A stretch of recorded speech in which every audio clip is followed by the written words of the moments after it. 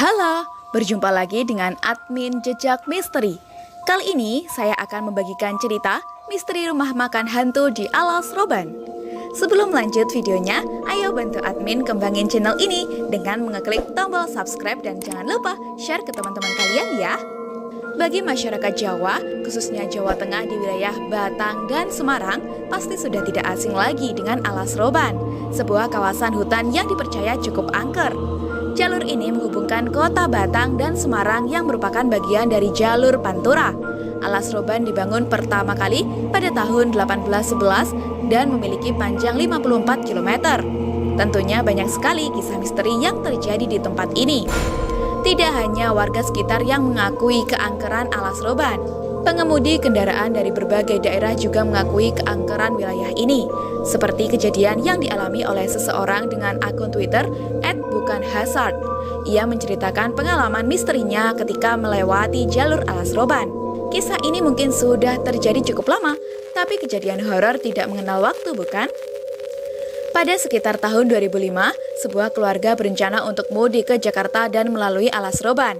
Untuk menghindari kemacetan, mereka memutuskan untuk berangkat sore hari dari Secang, jalur Pantura.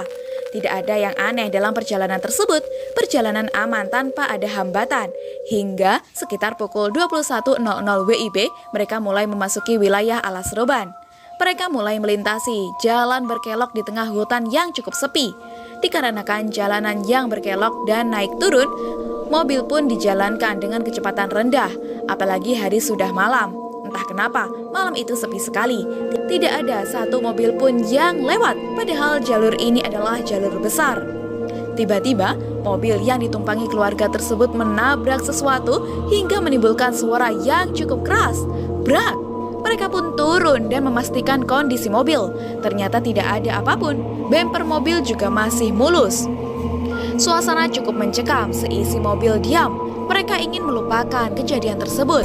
Setelah melewati beberapa tikungan, mereka melihat ada sebuah warung makan pecel lele di bawah pohon. Mereka pun turun dan mampir ke warung untuk melepaskan ketegangan. Sebelum masuk warung, salah satu orang menyenggol pasak penunjuk kilometer yang dengan jelas tertulis angka 15, tapi semuanya biasa-biasa saja. Setelah semua masuk warung, tiba-tiba ada seorang wanita yang berdiri di jalan masuk.